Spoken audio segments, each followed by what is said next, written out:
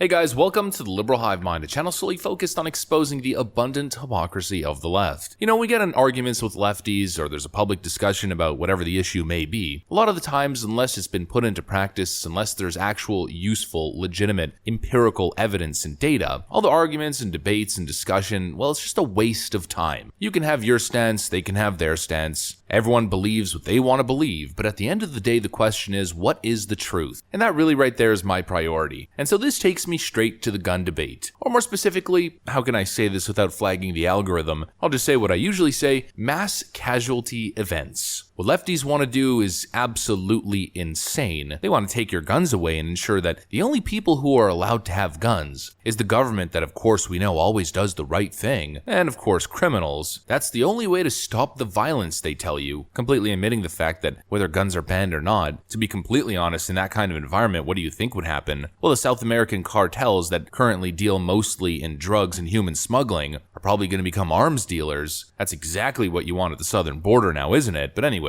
I'm going on a little bit of a tangent. The point is, that's the left-wing argument. The right-wing argument is that everybody should be armed, is that law-abiding citizens should collectively be open carrying or concealed carrying as the strongest mitigating factor to deter criminals from thinking they could just run around abusing the community. And so those are the two stances, but the question is, who's right? Well, like I just said earlier, folks, I don't care about arguing. I don't care about hypothetical scenario 1 and hypothetical scenario 2. What I care about is implementation, and that's the beauty of the American system. It's a constitutional republic for a reason. It's not a democracy. Democracy exists on the state level. Each individual state gets to practice its own democratic process. And so if California wants to do one thing, another state can do something completely different, and then we could analyze the results and we could see which policy actually works. Well, here's the thing, folks. The state of Mississippi just passed a law which allows K through 12 teachers to be armed on campus. And so this is what I mean by we got to see it in practice. That's exactly what we're going to see. And I guess in the next couple of years, we're going to finally get some real evidence and some real data to have an honest conversation about what gun policy should really look like. I got some stuff to show you guys, so let's roll the tape. All right, friends, take a look at this. Breaking: the Mississippi Board of Education has voted to allow individuals with permits to carry guns in the state's K through 12 schools. It will be up to local school districts to decide how to implement the policy for educators. And so what a lot of Republicans are saying, what a lot of people that are cheering this on are saying, is that Mississippi just effectively ended school shootings, at least in K through 12. And look, I'm not going to say whether it has or hasn't. I don't know yet. We'll need a significant timeline to really make an opinion, and I'd say an expanded data pool would help as well. In other words, more states implementing this kind of policy. But to me, I mean it makes sense. Obviously, what the left-wing argument is going to say is what they always say, is that the mere presence, the increased presence of firearms in general is going to lead to higher rates of firearm violence. And so we'll have to see, I mean, is it a terribly naive idea and random teachers with permits are just going to go on rampages inside of the school? Or is it going to have the opposite effect, where school shootings just don't happen anymore in these kinds of states and these kinds of environments? I'm leaning towards the second option, just fundamentally. I mean, put yourself in the shoes of a criminal. If it was late at night and you're trying to choose your victim who you're going to rob, let's say, hypothetically, and you see a group of dudes in decent shape, early 30s, kind of looks like a couple of them might be Navy SEALs, and you think there's a possibility that they either know how to defend themselves or are armed with lethal protection devices, let's just say that. And then on the other side, you see your typical New York City liberal elitist with a political activist themed backpack that says, "Say no to guns, hashtag gun-free zone." Well, you as the criminal, who's your target? I mean, the question answers itself. If you want to rob a home or rob a business, and there's a sign in the front lawn that says hashtag gun-free zone, is that going to deter you from moving forward with your armed home invasion? Or alternatively, if there's a sign that says every single person in this house is armed and fully trained in self-defense, play stupid games, win stupid prizes, which home are you going to rob? And when it comes to arguments from the left on this particular issue, they're not exactly convincing arguments. I mean, of course, there's the failed gun policy in every single violent Democrat city, but then there's the typical left-wing argument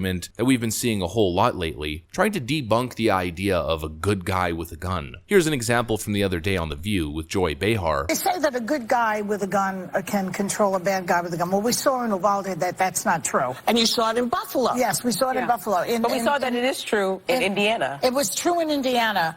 That was a lucky moment. And you know what? I feel like this. If you're a good guy with a gun, you should not object to background checks or licensing or, limitations prohibition on military-style weapons that kill thousands at once or hundreds at once. So why can't they just pull that off? Listen, I was trained when I was at the Justice Department in firearms, and I was trained in defensive firearm training. It is very hard to hit a moving target. It is hard for people that are trained to hit a moving target. It is very lucky that Good Samaritan hit that moving target in that way.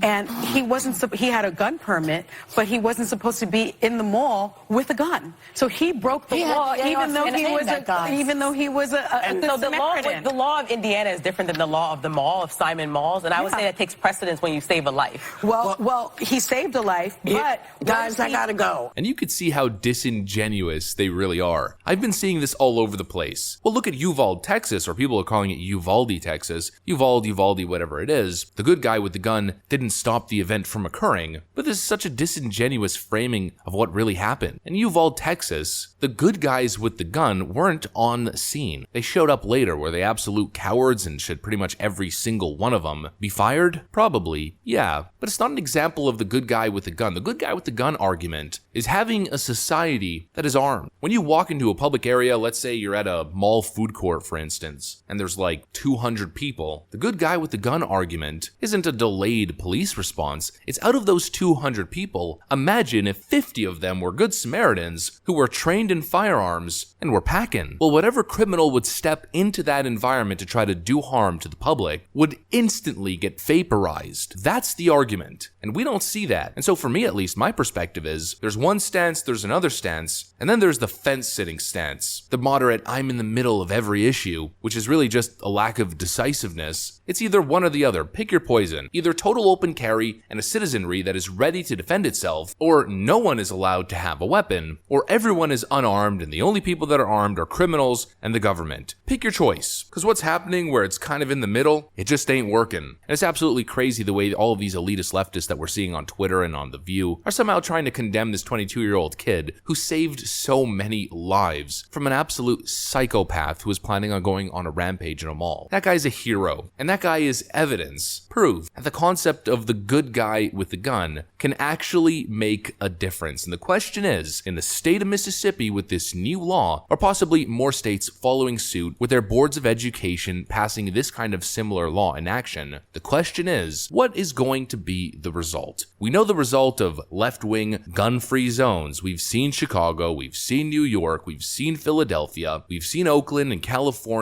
the list goes on and on. The question is, what's the polar opposite of that, and what does that look like? That's really what I want to find out, and I'm really curious why lefties are so scared of this concept, this social experiment you might call it. What exactly are they scared of? The question is it going to be yet again another situation where conservatives end up being right, just like defund the police and all of these other narratives? Well, maybe. I'm not making a prediction because who knows, but of course, considering what's happening right now, time will tell, and so we just gotta wait and see. That's what I got for you guys on this video. Hopefully you enjoyed it. If you did, make sure to leave a like. I'm gonna get back to work. I want to thank you for watching, and I'll see you on the next one.